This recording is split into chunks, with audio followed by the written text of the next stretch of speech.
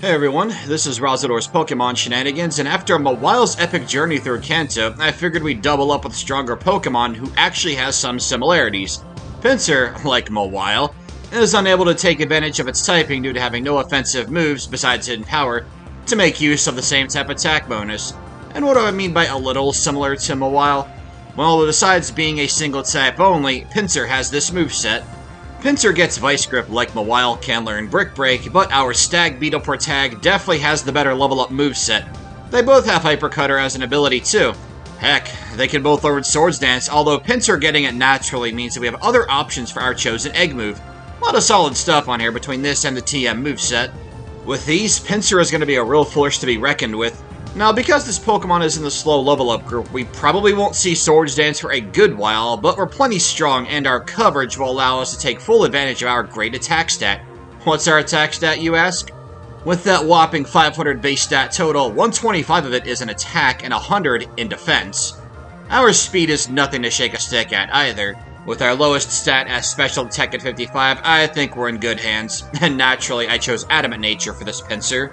If you're new here, just know that mons in this series run on max IVs. We get one egg move, we choose our hidden power type, we choose the nature, and if the Pokemon has more than one ability, we'll pick the better one. In other words, we're fully optimized to the best of my ability, and all this in an effort to beat the game as fast as possible.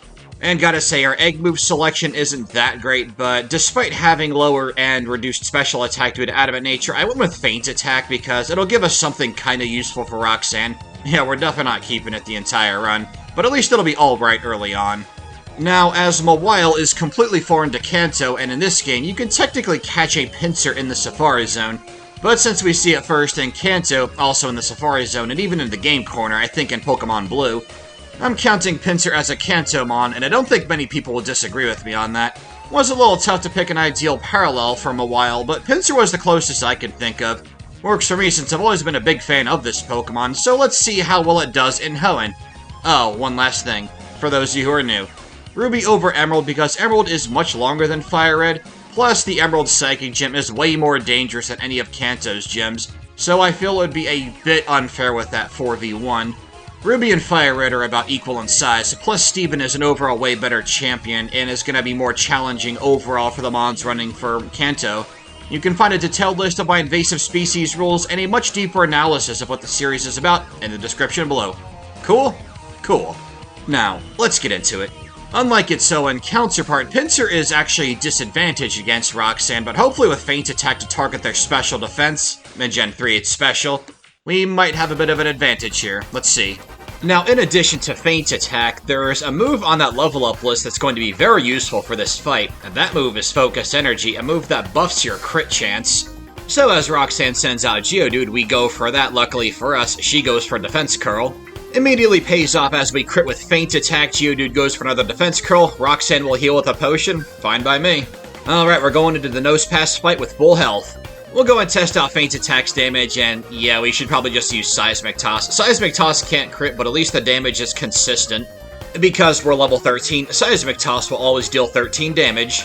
After we get hit by Rock Throw, we're down to 3 health. Seismic Toss just enough to take out Nose Pass, beating Roxanne on the first try. I'm actually surprised by that, but I'm not going to complain. So let's go fight Brawly. We'll have the type advantage there because we resist fighting. I can't see Brawly possibly being difficult for us. Now, in Pokemon Ruby, Brawly has 2 Pokemon, that's Machop and Makuhita. Leads off with Machop. We're gonna go for Focus Energy right away. Machop goes for a Bulk Up, not a big deal. Vice Grip doesn't too much, another Bulk Up, and we crit. As Makuhita comes up, we're gonna keep going for Vice Grip. As Makuhita keeps going for Bulk Up, we could really use a critical hit here. With how low Makuhita is, I take a chance and go for a Seismic Toss and leave it with just a sliver. Arm Thrust, well, we're not worried about that. Again, we resist Fighting type, being Bug type ourselves. Brawly goes for a Super Potion, we go for a Vice Grip and get a crit, so Brawly's gonna use another Super Potion. I go for Feint Attack, hoping to bring it down low enough for Vice Grip to crit and take it out, but we don't get the crit. Although we got crit by Arm Thrust, not a big deal, only dealt 8 damage. We're gonna go for Seismic Toss, and then we get hit by Knockoff. 20 base power special attack in this game, absolutely terrible. After Seismic Toss, we get hit by Sand Attack, but with a sliver, Feint Attack bypasses accuracy. Bye-bye Makuhita. Alright, with nothing else to do around this area, we can go ahead and head straight to Mobile City, but not before we have to battle May. We'll go ahead and battle some trainers along the way. Being that we're in the slow level up group, we could really use the experience points. Anyway, May is probably going to be pretty hard because she'll have Combustion at this point. Focus Energy Ember could really hurt us, and what's even worse is that, well, I don't have any power points for Vice Grip, so I guess we're going for Feint Attack and Seismic Toss this fight, after setting up Focus Energy, of course. Thanks to that little error in judgment, we're down to 48 health by the time Combustion comes out. Combustion's going to be a 3-shot with Seismic Toss, and it's only going to take him 2 Embers to take us out. Okay, let's go and use a Lepid Berry to restore some of Vice Grip's power points, and we should be good to go. A little bit careless on my behalf, but no big deal. We get hit by Water Gun as we set up Focus Energy, but Vice Grip crits right away, taking out Wailmer from full health. As Combustion comes out, uses Ember, brings us all the way to 20 health. Luckily for us, our next Vice Grip crits, absolutely needed that. And last but certainly not least is good old Shroom. Should we go for Vice Grip, crit it and one-shot it? We probably didn't need that crit, but there's no kill quite like Overkill, am I right? So next up is Watson. Normally a pretty annoying fight, but we're gonna have a couple of new moves by the time we do this, and well, we're fighting Magnemite with Seismic Toss and a Sherry Berry to cure Paralysis. 2 shots take it out. Spark paralyzes us as we set up Focus Energy. Voltorb goes down right after. Magneton misses Supersonic, and Revenge one-shots Magneton. I said Focus Energy a second ago, I meant Bulk Up. Next up is Maxi on Mount Chimney. Thanks to Hyper Cutter, don't have to worry about Intimidate this run. We get hit by Sand Attack as we set up Bulk Up, get hit by another Sand Attack, Secret Power does not miss. Camerupt is almost a one-shot with Secret Power, but Ember does more damage than I was expecting. And spoilers, we're gonna get through this fight and be in, well, passable shape, I guess. But, well, if we took that much damage off of Ember, I am really not looking forward to fighting Flannery. She has 2 Slugma, one of whom she leads off with, and Torkoal. It sets up Sunny Day. We don't quite one-shot it, but she's gonna heal, so at least she doesn't have that for Torkoal. With a single Bulk Up, Secret Power is able to one-shot the first Slugma, and since the second one is identical, obviously that one is also going to be a one-shot. What about Torkoal? We deal just under half to Torkoal, no Paralysis. Overheat does hit, and just gonna reset there, because even if we did survive it, that has Body Slam and would just go for it. I was kinda surprised to see that she didn't go for Attract on turn 1, but whatever. But then again, that means that Overheat is almost certainly always going to be a one-shot on our Pinsir, so we're going to need an Overheat miss, Secret Power to paralyze it, and then for Torkoal to lose some turns to Paralysis. Since Torkoal is the only true obstacle in this fight, unless we get cheesed by, like, a critical Flamethrower from Slugma or something like that, I think we can just grind out the attempts here, and then we should eventually get that luck to line up. Overheat has a 10% chance to miss, Secret Power has a 30% chance to cause Paralysis, and Paralysis has a 1 in 4 chance to render the Pokemon immobile, thus losing its turn. Now, the first Slugma also does have Light Screen, and it would be super awesome if we could get it to use that on turn 1, which would give us either a free hit of Secret Power or a free Bulk Up. I think Secret Power probably is the play, because that means she'll use a Hyper Potion on her first Slugma, won't have it for Torkoal. On this attempt here, I decided to go for a Bulk Up regardless of what I just said, and hey, look at that, Light Screen, perfect. I get greedy, go for a second one, there's Sunny Day, yeah, we gotta take this thing out now. With 2 Bulk Ups, that's very easy. And as we take out the second Slugma, out comes Torkoal. We can see how much damage we deal with 2 Bulk Ups. Or we can critically hit and one-shot it, that works too. I wasn't even taking that into consideration for defeating this thing. Well, Flannery is hard, I knew she would be, but how about Norman? I'm feeling pretty good about that one, actually. In Ruby, Norman has 2 Slacking and a Vigoroth. The first Slacking has Yawn and loves to go for it, so we have a Chesto Berry equipped just in case.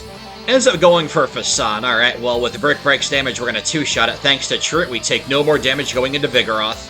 We're faster, 1-shot Vigoroth. Slacking 2 is faster, but Norman's not going to heal it, so Brick Break takes it out. Okay, so we're going to do a little bit of prep time talking for Winona, because this fight doesn't matter. The Institute rival does not believe in Mankind Redefined. Well, being that we're Bug-type, I can see her team being pretty difficult, but what I'm actually the most worried about is Skarmory. It has super high defense, and yeah, we got Bulk Up and Brick Break to deal neutral damage, but, well, it has same type Aerial Ace, so we gotta make sure that we're in good health by the time we get to it. Depends on when she sends it out, too. I'm gonna guess that she's gonna send it out second. And let's do a check-in on our time here, saving in front of Winona, 2 hours, 46 minutes. That is really awesome. Now in Ruby, she leads off with Swellow, almost definitely faster than us. It is, goes for Double Team, we go for Bulk Up. And as it continues to build up Double Team, and we miss a hilarious amount of times with Return, we do get hit with a couple of Aerial Aces. Our Citrus Berry brings us back up, and then Revenge takes it out. That could have started off better. Winona heals Pelipper after getting hit by Revenge. Yeah, that's what I get for testing out Brick Break's damage. I should have just gone for return, but the funny thing is, I thought that I forgot to equip my Citrus Berry when I was playing, but no, I didn't. I had to reset for no reason there. But hey, at least the second attempt goes way better, as we take out Pelipper with a critical return. Altaria is also a one-shot with a critical return. We end up dealing great damage to Skarmory as well. Winona heals it, and, well, the fight's done here because we're faster and can take it out with a couple of Brick Breaks. Very nice. Next up is the Psychic Gym. You need a second Pokemon to fight them, so I'm just using Meryl, our HM bro here. Defense Curl doesn't affect the battle at all, and Solrock takes it out right away, so we're good. And here's where we're going to bust out our Hidden Power one-shot Lunatone, and Solrock really doesn't stand much of a chance either. They are Rock Psychic type, so take a guess as to which Hidden Power we picked in the comment section below. Next up is the second Maxi battle. He does have Crobat here, so I'm a bit worried about this fight, but thankfully I don't have to worry about Intimidate ever.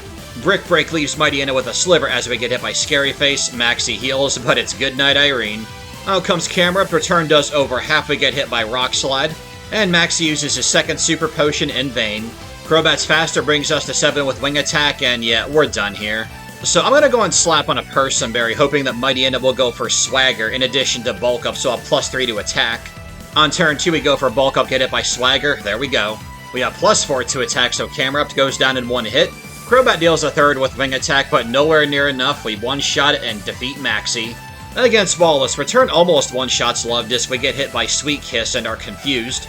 We go for Bulk Up as he heals. We don't hit ourselves in Confusion. We don't hit ourselves in Confusion as Whiscash uses Amnesia. Snap out, take it down. Brick Break one-shot Cilio being part Ice type. Return almost one-shot Seeking as it sets up Brain Dance. Wallace goes for a Hyper Potion. Return does really good damage. And, you know, I can't even be annoyed by that. Getting KO'd by Horndura was kind of awesome, but we're definitely good for this fight. So, in this coming up attempt here, we get hit by Attract and then by Sweet Kiss and lose a crazy amount of turns to hitting ourselves and to being immobilized by Love, but we finally hit Love Disc with Return.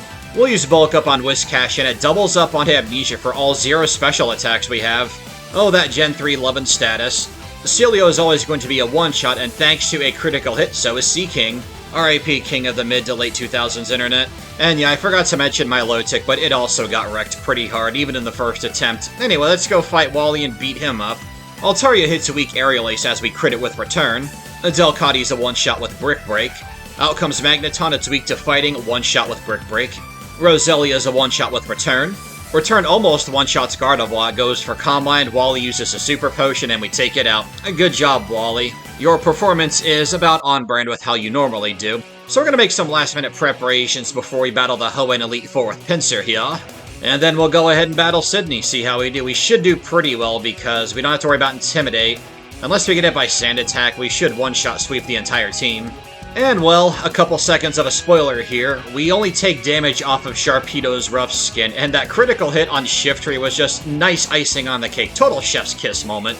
Next up is Phoebe. We'll slap on a Person Berry because Dusclops has Confuse Ray, but what we really do not want to see here is Curse. We get Shadow Punch after Swords Dance. Earthquake takes it down. Very good. Bayonet 1 is one-shot by Earthquake. Sableye a one-shot. Bayonet number 2 is a one-shot. And Dusclops 2, also a one-shot with Earthquake. Well, since we didn't get hit by Curse, we now have a chance at beating the Elite Four without saving on the first try. And since Glacia's up next, as long as we don't get frozen off of Ice Beam on turn 1 by Glalie, I think we'll be alright there too. And yeah, I mean, of course we are. We have crazy high attack, Bulk Up, and Glalie just set up Hail. Brick Break gonna one-shot everything here because all of her team is weak to it. Now, while I was out making preparations for the Elite Four, I made sure to go back south of Rustboard to grab that White Herb from the plant shop. We're gonna need it as we set up Swords Dance here, and ooh, he misses Rock Tomb. Oh, we're gonna get greedy. Let's go for another one. Okay, after that, we're not going to take any chances here. We're going to go for Earthquake and easily one-shot Shelgon. We'll use Return on Flygon because it has Levitate. The question is, do we outspeed Salamence at our level? Yes, we do, which means Altaria goes down. Oh, we're gonna make it to Steven on our first try without saving. Oh man, Pinsir. Woo boy! We'll go and slap on a Pechaberry just in case Skarmory uses Toxic, which, I mean, of course it's going to. But it will only save us once we absolutely want to see spikes, and we can take an Aerial Ace probably if we don't get crit. Alright, turn 1, Swords Dance. Aerial Ace, okay. Turn 2, Swords Dance. Toxic, Pechaberry kicks in. Turn 3, please no Toxic, please no Toxic spikes. If we one-shot Skarmory, we win. Ha ha ha ha. Claydol goes down to Return. For Cradilly, we'll go ahead and use Brick Break, down it goes. Armaldo, switch to Earthquake. Down it goes.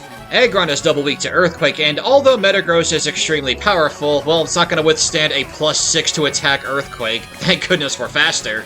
And we leveled up after taking out Metagross. For those of you who are new, just know that if we level up off the final Pokemon of the game, I don't count the level, so consider that level 58 we won. Oh, but man, Pinsir just... What a performance, man. It had a little bit of minor hiccups along the way. Some of them were self-inflicted to me being careless or being a little bit too cocky, but when you're using Pinsir, man, you kind of get that way. And as we enter the Hall of Fame, I know it says level 59, but for my series rules, Pinsir counts as level 58. And the reason for that is because if we level up off the final Pokemon of the game, it has no bearing on the actual impact of the run because it's over. Also, 418 for time, very, very nice. Man, the return to Invasive Species has been quite explosive. Mawile and Pinsir were both amazing. Glad I decided to make those two parallel each other. Although next run, we're going through Pokemon Fire Red with a single gulp, and so I guess I'll see you guys there.